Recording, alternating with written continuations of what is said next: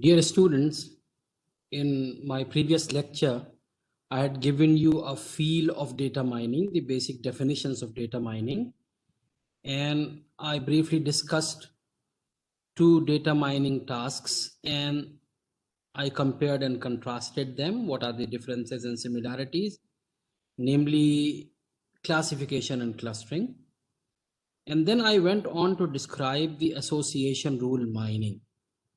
So we have already seen the definition of association rule mining. Today, let us talk about the algorithm that can give us the association rule mining task. So this was the slide that I flashed on the previous turn also, and it gives us the problem definition. Find all rules from a given transaction database such that S is greater than or equal to a given minimum support threshold and alpha is greater than or equal to a given minimum confidence threshold.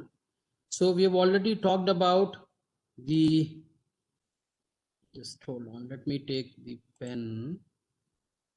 Yeah, okay. So I told on the previous turn that let us drop this part. Sorry, this much. Let us drop this much part because it will be very difficult to satisfy both the minimum support threshold and the minimum confidence threshold. Because on the previous turn, we had seen that minimum support is more important for us. Yeah, this was this slide. Rules that have very small support are often uninteresting. So that is why we are setting up a support threshold only, and we are dropping the confidence threshold as such. But once using a support threshold, we are able to find out or mine certain association rules. We can always find out their we have seen. This was the form. This was the example, and this was the formula for confidence and support that we have seen, and I've explained already about it. So let me get back to the problem definition. The first step is to discover all the frequent item sets. When I say frequent item sets, I mean to say the items which the items in the transaction database which are satisfying the minimum support threshold. The second step is to generate association rules from these frequent item sets. So remember, whenever I am referring frequent item sets, I mean to say that the set of items that satisfy the minimum support threshold in the transaction database. If we try to do it in a, I gave you a problem in the previous lecture that you have to try and list the subsets of all the given sets. You have to try and that way the brute force method will require to list all the possible combinations of the items or all the possible transactions that could be made of the item set I.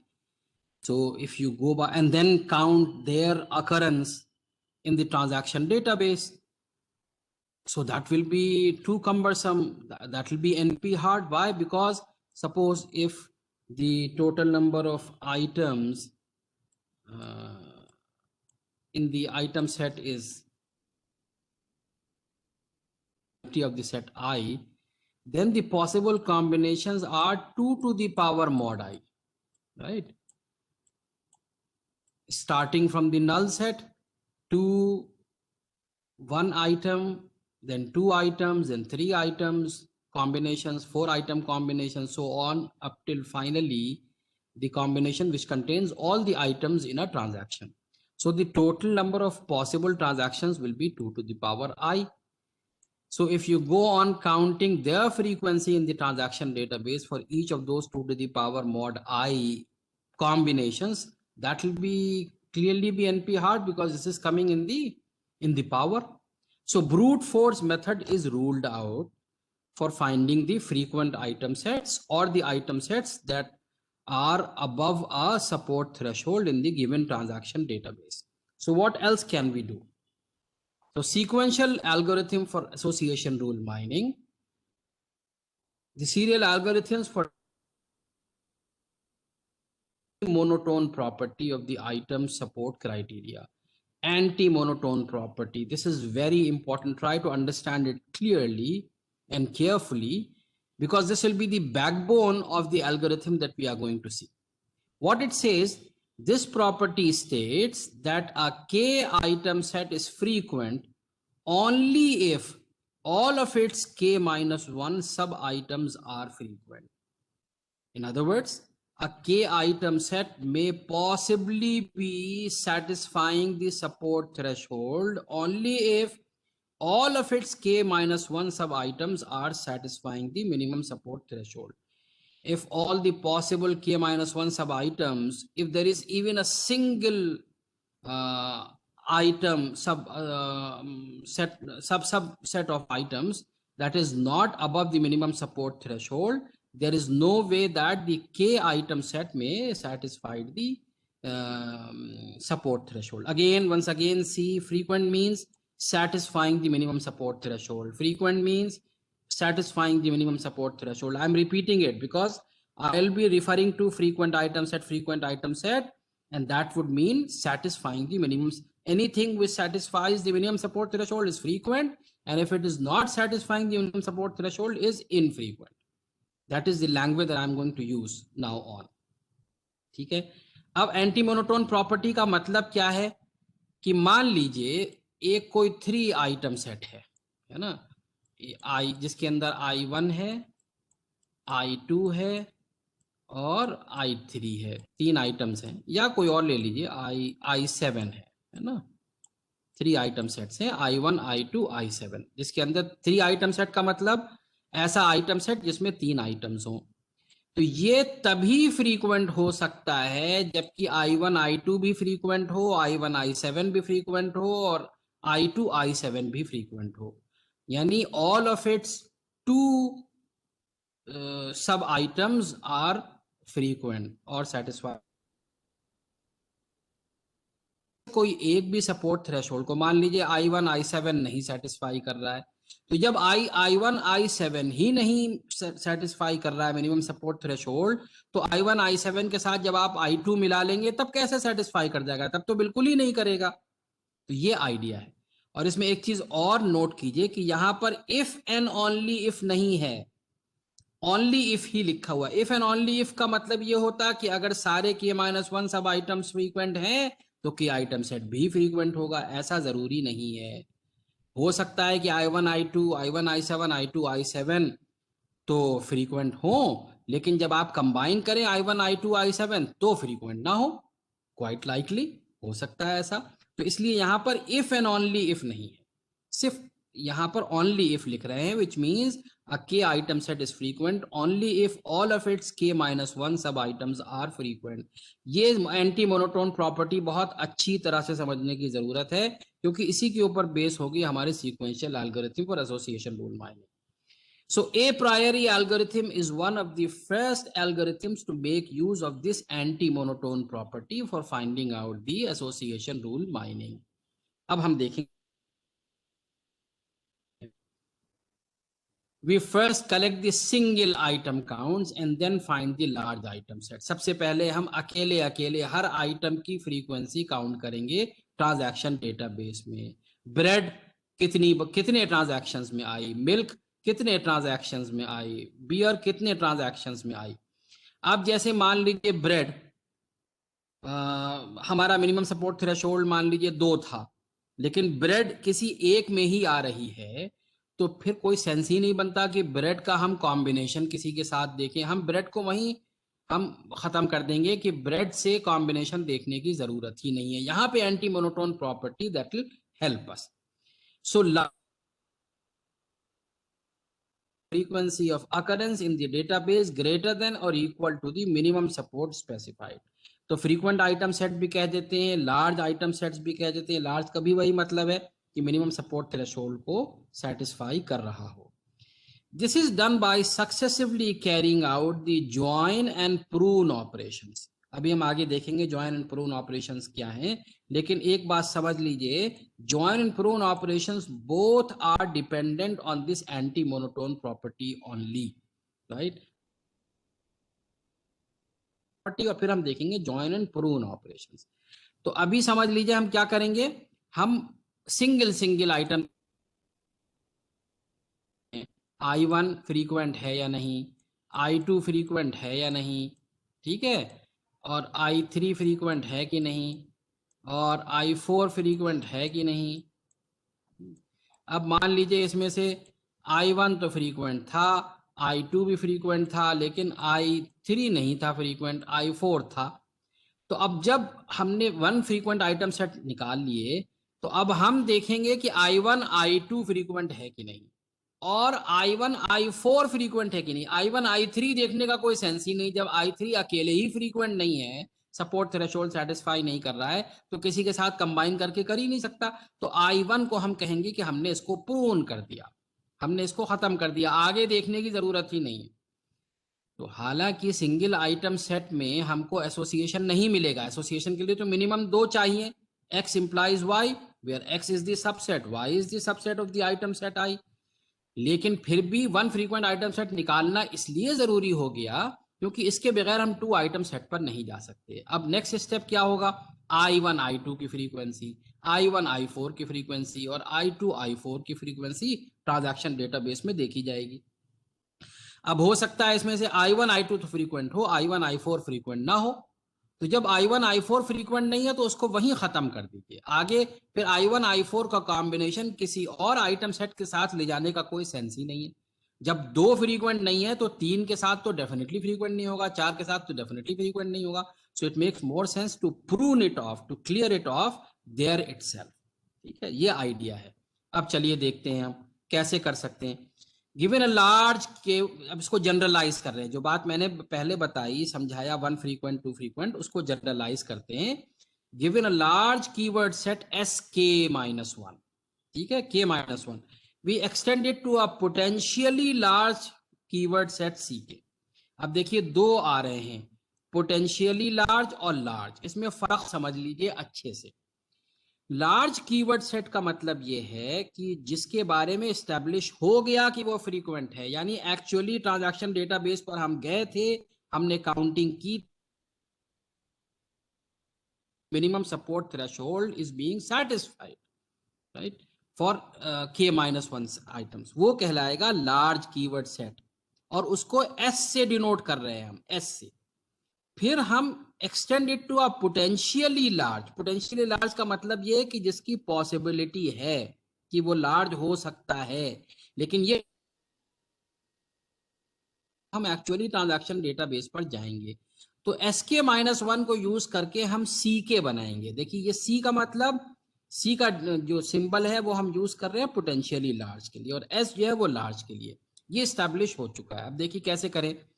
This is done by examining every pair of keywords of the form P is equal to P1, P2, Pk-1। Sk-1 की बात कर रहे हैं ना, तो हम Pk-1 पर गए, and Q is equal to Q1, Q2, Qk-1 in Sk-1, यानी Sk-1 में हमने जो पेयर बन सकते थे, मेरे ख्याल में, एक मिनट, अच्छा, अब इस तरह के हमारे Sk-1 जो हो गए, Sk-1 का मतलब होता है Sk-1 में एक आइटम नहीं होगा, Sk-1 आइटम सेट्स का जो फ्रीक्वेंट है। तो इस तरह के दो हमने पिक किए, मान लीजिए P1 P2 से लेकर Pk-1 और Q1 Q2 से लेकर Qk-1, और दोनों फ्रीक्वेंट हैं। तो हम इनको कैसे ज्वाइन कर सकते हैं। If Pi is equal to Qi for every I is equal to 1 to K-2 and Pk-1 is less than Qk-1, then place P1, P2, Pk-1, Qk-1 in the keyword set Ck। तो अब हमने potentially large बनाया using two large frequent item sets P and Q. P and Q both are Sk-1, both are the members of Sk-1। इनको हमने use करके एक potentially large keyword set Ck बनाया है। ठीक है, अभी पोटेंशियली लार्ज है, जब तक एक्चुअली ट्रांजैक्शन डेटाबेस पर नहीं जाएंगे तब तक हम इसको लार्ज नहीं कह सकते हैं। तरीका वही होगा कि P1 P2 से लेकर, चूंकि P1 P2 P1 is equal to Q1, यहाँ कह रहे हैं ना हम P1 is equal to Q1, P2 is equal to Q2, P3 is equal to Q3 और Pk-1 is less than Qk-1। ये हम एक ऑर्डर हायरार्की बना सकते हैं, चाहे अल्फाबेटिकली बना लीजिए, ब्रेड है, बियर है, डाइपर है, मिल्क है, आप अल्फाबेटिक ऑर्डर आप बना लीजिए। It makes more sense to put them in alphabetical order, या आप कोई रैंडम ऑर्डर भी बना लीजिए, लेकिन वो ऑर्डर कंसिस्टेंटली फॉलो कीजिए फिर उसके बाद।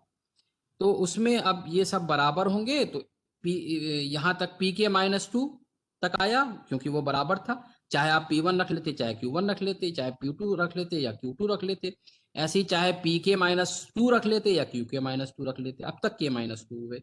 अब इन दोनों को हमने रख दिया in this order, Pk-1 Qk-1।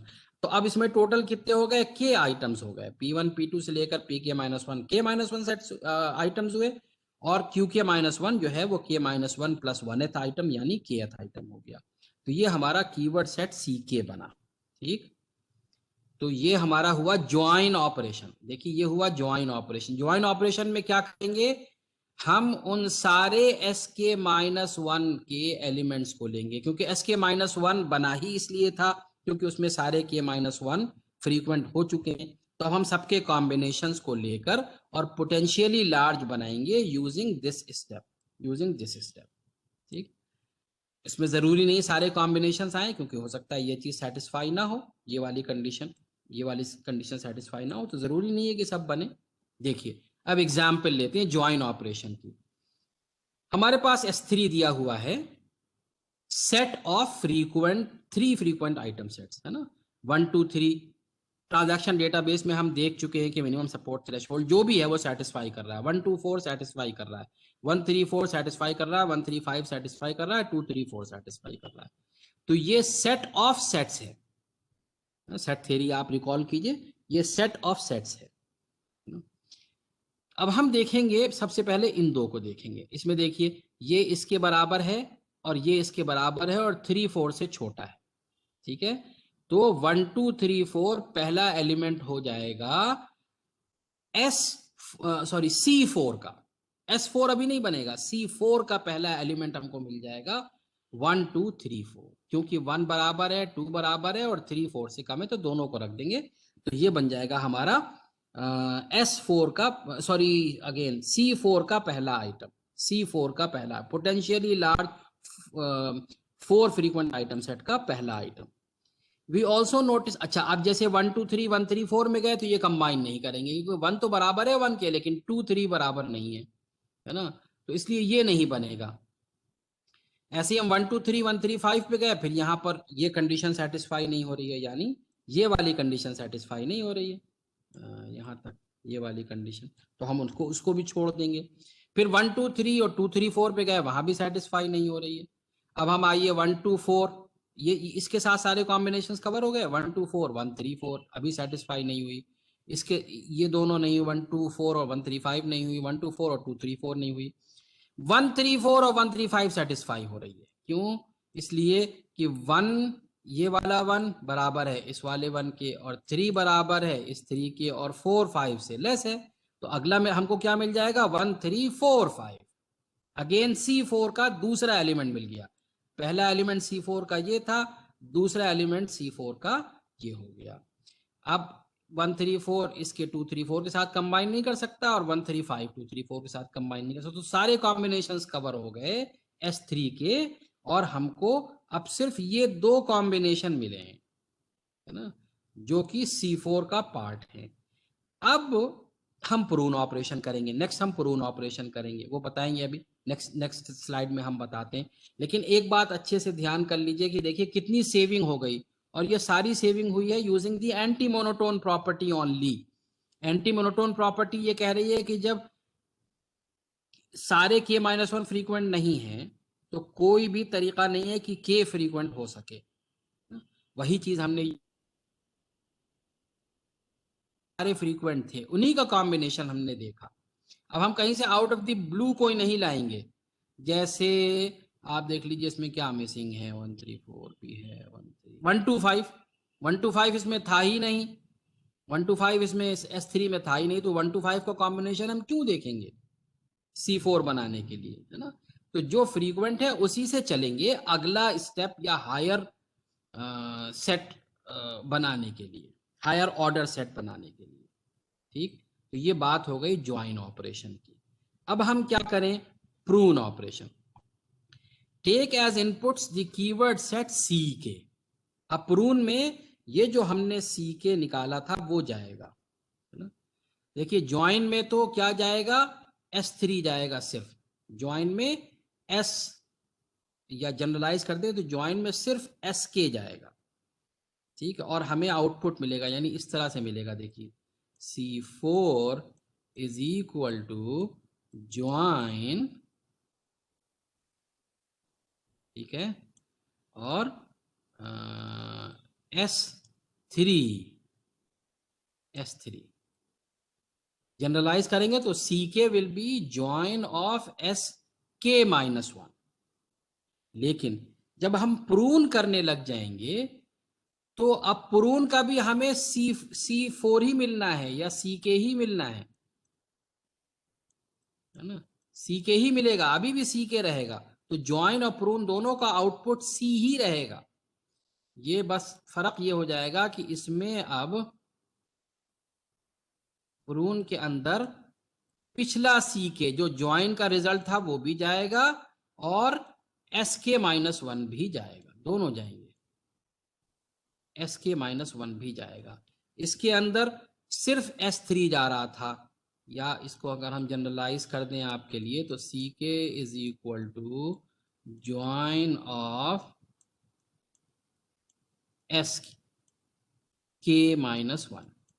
इसमें सिर्फ SK माइनस 1 गया था, लेकिन इसमें CK भी जाएगा जो ज्वाइन से मिल चुका है। Prune has to be followed by join, पहले ज्वाइन करेंगे फिर प्रून करेंगे। अब इसमें वो CK भी जाएगा जो हमें यहां मिला, ये वाला जो CK हमको मिला है। अब क्या करेंगे इसमें, take as inputs the keyword set CK generated by the join operation as well as the keyword set SK minus 1। यही बात मैंने कही।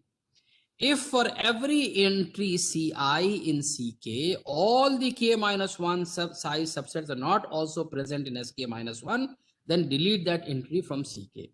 This is how it finally produces the keyword set SK. नहीं ये गलत है, इसको सही करना पड़ेगा। यहाँ पे भी CK ही होगा, अभी भी CK मिलेगा, प्रोन ऑपरेशन के बाद भी हमको CK ही मिलेगा। क्या मतलब है, इसका मतलब यह है कि अब हम जो C4 था, अब हम इसके सारे 3 कॉम्बिनेशन देखेंगे। 1 2 3 फ्रीक्वेंट है कि नहीं, 1 2 4 फ्रीक्वेंट है कि नहीं, फिर उसके बाद ये हो गया, फिर 2 3 4 फ्रीक्वेंट है कि नहीं, है ना। इत्तेफाक से आप देखिए 1 2 3 भी है, 1 2 4 भी है और 2 3 4 भी है। जब हम इसके ऊपर जा रहे हैं तो 1 3 4 तो है, 1 3 5 भी है, लेकिन 3 4 5 नहीं है कहीं भी। तो प्रून ऑपरेशन इसको भी हटा देगा, प्रून ऑपरेशन इसको भी हटा देगा, क्योंकि इसके सारे 3 आइटम सेट्स फ्रीक्वेंट नहीं है, S3 में नहीं एग्जिस्ट कर रहे हैं, है ना। देखिए वही चीज मैंने एग्जांपल दी हुई होगी। C4 हमारा ये मिला था, S3 हमारा ये था। Upon examining all the size 3 subsets of 1 3 4 5, namely 1 3 4 1 3 5 1 4 5 and 3 4 5, we see that all of these are not present in S3. कौन सा 3 4 5 नहीं है इसके अंदर, ये वाला नहीं है 3 4 5 यहाँ पे कहीं भी, है ना। तो and so 1 3 5 gets deleted from C4, so as to finally give, नहीं इसको फिर सही कर लीजिए, ये C4 है, S4 नहीं है, C4 है, अभी भी C4 ही है। तो जो ज्वाइन और प्रून के बाद जो हमको अभी भी पोटेंशियली 4 फ्रीक्वेंट आइटम सेट मिला है वो 1 2 3 4 है। अब ट्रांजैक्शन डेटाबेस पर जाएंगे और 1 2 3 4 की फ्रीक्वेंसी उसमें से काउंट करेंगे कि कितने ट्रांजैक्शंस में 1 2 3 4 एक साथ आ रहे हैं। अगर वो मिनिमम सपोर्ट थ्रेशोल्ड के ऊपर है तो यही C4 S4 बन जाएगा, और नहीं है तो हमारा S4 जो है वो नल हो जाएगा, यानी कोई नहीं बचा उसके अंदर, या जितने बचेंगे वो आएंगे। ठीक है, तो ये आइडिया है ज्वाइन और प्रून का। अब आइए देखिए apriori algorithm. set1 is equal to S1 is equal to set of all single keywords, algorithm समझ लीजिए अच्छी तरह से। S1 is equal to set of all single keywords, ये करना ही पड़ेगा आपको कि इंडिविजुअल आइटम्स की फ्रीक्वेंसी ट्रांजैक्शन डेटाबेस में निकालिए। कैसे निकालिए देखिए, मैं एग्जांपल आपको प्रीवियस लेक्चर में दे चुका हूं, फिर ले जाता हूं आपको यहाँ पर। ये ट्रांजैक्शन डेटाबेस है। अब जैसे हमको ब्रेड की निकालनी है अकेले अकेले, तो ब्रेड 1 यहाँ, 2 यहाँ और 3 और 4, तो ब्रेड की फ्रीक्वेंसी हम कहेंगे 4 है। मिल्क देखिए, मिल्क भी 4 जगह दिख रहा है मुझको, इसकी भी 4 हो गई। बियर देखिए, बियर मुझे 3 जगह दिख रहा है, तो इसकी 3 हो गई। डाइपर देखिए, डाइपर मुझको 4 जगह मिल रहा है, बहुत अच्छी बात है। एक्स देखिए, एक्स जो है वो एक ही जगह है। अगर सपोर्ट थ्रेशोल्ड हमने 2 सेट की हुई है, तो एक्स के साथ कोई भी 2 का कॉम्बिनेशन बनाने का सेंस ही नहीं है। जब वो खुद एक बार आया है, तो किसी के साथ मिलके तो 2 बार आ ही नहीं सकता, 3 बार आ ही नहीं सकता, 4, तो एक्स को यहीं खत्म करो। ठीक है, एक्स को यहीं खत्म करो। कोक है, कोक देखिए 2 बार आया है ना, एक यहाँ आया और एक यहाँ आया, तो कोक की फ्रीक्वेंसी अकेले जब निकाली जाएगी तो 2 है। मिनिमम सपोर्ट थ्रेशोल्ड 2 में तो ये क्वालिफाई कर जाएगा। अगर मिनिमम सपोर्ट थ्रेशोल्ड हमारा 3 होता, तो कोक के भी कॉम्बिनेशन हम यहीं खत्म कर देते, एक्चुअली ट्रांजैक्शन डेटाबेस पे जाने की जरूरत नहीं पड़ती। तो हम पहले स्टेप में set of all single keywords निकाल लेंगे, फिर उनकी कैसे निकालेंगे, जाकर ट्रांजैक्शन डेटाबेस में काउंट करेंगे कि कितने ट्रांजैक्शन में वो आया है ना।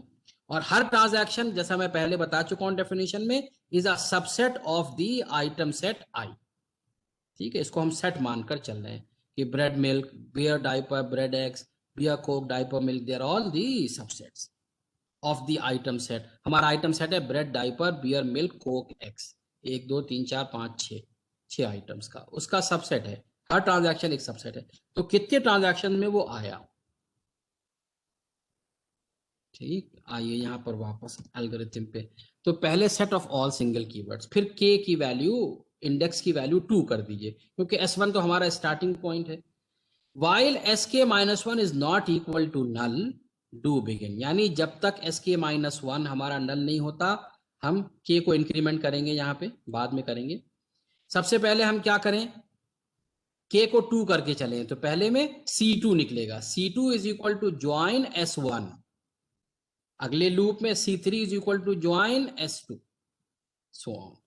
तो Ck is equal to join Sk-1, फिर Ck is equal to prune Ck Sk-1, Ck is equal to prune Ck Sk-1। अब इसमें Ck भी जाएगा, ये वाला Ck जो है, जो जहां पे हमने जनरेट किया वो भी जाएगा, और जो हमारा Sk-1 है वो भी जाएगा। फिर उसके बाद हम कहेंगे कि Sk to begin with is null, null से मानकर चलेंगे। For each item belonging to this Ck, ये वाला Ck जो था, if support of this item in the transaction database is above than minimum support, then add that v to Sk। Sk नल था, बिल्कुल इस तरह से, जैसे I इज इक्वल टू, हम कहें I इज इक्वल टू 0, फिर I is equal to I plus 2, तो क्या है 0 प्लस 2 हो जाएगा।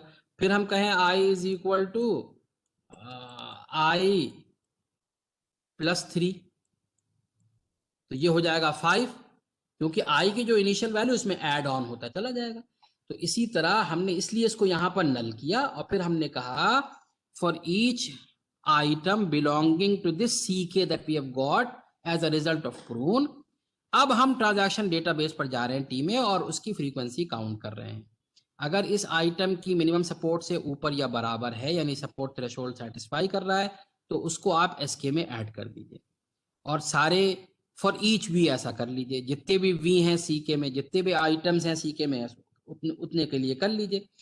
जब सारे हो जाएं, ये फॉर लूप यहाँ पे एंड हो गया। अब k को आप इंक्रीमेंट कीजिए, k को इंक्रीमेंट करके जब आप वापस जाएंगे, तो अब k इज इक्वल टू 3 हो गया आपका। फिर आप देखेंगे कि Sk-1 नल तो नहीं है, यानी S2 तो नल नहीं था। अगर S2 ही नल आ गया था तो खत्म कर दीजिए, एंड पर आ जाइए, ये इस वाइल का एंड है, यहाँ पर बाहर आ जाइए। लेकिन अगर S2 नल नहीं था, तो अब आप इस S2 को यूज करके C3 बनाइए, और फिर इस C3 को फर्दर प्रून कीजिए using C3 as well as C3 as a result of the join operation NS2। फिर उसके बाद आप S3 इज इक्वल टू नल करके सबका ट्रांजैक्शन डेटाबेस में फ्रीक्वेंसी काउंट कीजिए, अगर वो सपोर्ट थ्रेशोल्ड से ऊपर है तो उस आइटम को इसमें ऐड करते चले जाइए, इसको यहाँ पर एंड कीजिए, फिर के को इंक्रीमेंट कीजिए। मान लीजिए ये किया आपने, लेकिन इसके करने के बावजूद आपका S3 नल आया, S3 नल आया तो फिर आप इस लूप से बाहर आ जाएंगे, यहाँ इस वाले एंड पर पहुंच जाएंगे, क्योंकि ये वाइल जो है वो आपको यहाँ बाहर ले आएगा। अब फाइनली आपको प्रिंट क्या करना है, जब आपकी एल्गोरिथम टर्मिनेट हुई तो प्रिंट क्या करना है, द यूनियन, यू मतलब union of all such S I, यानी एस ही हमारा है फ्रीक्वेंट, फ्रीक्वेंट ही हमको प्रिंट करना है, पोटेंशियली फ्रीक्वेंट कोई प्रिंट नहीं करना है। I is equal to 2 to k-2, 2 क्यों, 1 क्यों नहीं, इसलिए कि 1 पे मैंने बताया कि एसोसिएशन बनती नहीं, एसोसिएशन के लिए कम से कम 2 चाहिए, इसलिए I is equal to 2 to k-2 क्यों, इसलिए कि के आपका जो है वो k-1, सॉरी, हाँ, k-1 तक तो नल है ना, k-1 तक तो नल है, तो आप इसलिए इसको k-2 करेंगे। देखिए नल यहां मिला था, आप इंक्रीमेंट कर चुके थे, तो इसलिए k-2 हो रहा है, तो आपका इसका